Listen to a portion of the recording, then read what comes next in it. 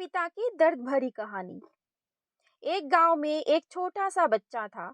उसके पिता तो थे, लेकिन माँ की मृत्यु हो गई थी। पिता सारा दिन काम करता और अपने बेटे को पालन पोषण कर बड़ा करता है। वह सारा सुख अपने बेटे को देता है, जो एक माँ दे सकती थी। उस पिता ने कभी कुछ नहीं मांगा, सिर्फ इतना ही मांगा कि मेरे बेटे को कोई परेशानी ना हो।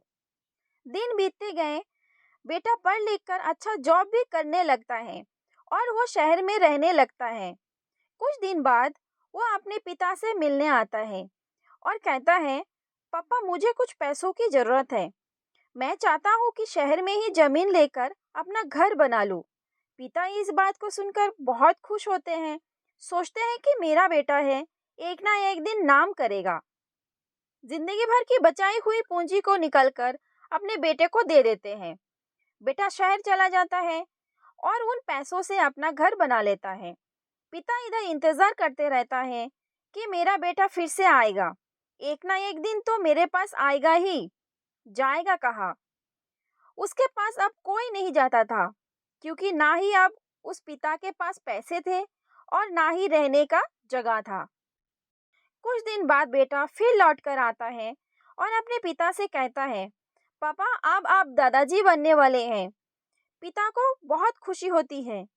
इस बात को सुनकर वह कहते हैं, तू मुझे मेरी बहू और पोते से कब मिलाएगा? बेटा कहता है, बस पापा थोड़ी दिन और। पापा मुझे कुछ पैसों की जरूरत है, क्योंकि आजकल जॉब में थोड़ा खिटपिट हो रहा है, जिसके कारण मुझे कुछ दिन के लिए सस्पेंड कर दिया गया है। पिता के पास कुछ नहीं रहता देने के लिए, लेकिन फिर भी कहता है, अच्छा बेटा तू रुक, मैं अभी आया कुछ पैसे का बंदोबस्त करके। पिता बाद में महाजन से कुछ पैसे उधार लेकर अपने बेटे को दे देते हैं और बेटा पैसे लेकर शहर चला जाता है। वर्षों गुजर जाते हैं। पिता सोचते हैं कि मैं तो अब दादाजी बन गया हूँ, मेरा बेटा पता नहीं मेरे नाती को कब लेकर आएगा। फिर सोचने लगते हैं, समय नहीं मिलता होगा, इसलिए मेरा बेटा अभी तक आया नहीं, वरना आया जरूर होता। तब तक महाजन 2-3 आदमी को लेकर उस पिता के घर पर आता है और कहता है कि आपके वादे के मुताबिक मैं पूरे 3 महीने बाद आया हूँ अपने पैसे लेने। पिता कहते हैं, मेरे पास पैसे नहीं है देने के लिए। महाजन कहते हैं, जब पैसे देने के लिए नहीं है तो आपने मुझसे उधार क्यों लिया? तभी पिता कहते हैं, ठीक है रुको, मैं तुम्हारे लिए पैसों का बंदोबस्त करके आता हूँ। और वहाँ के नज़दीकी अस्पताल में चले जाते हैं।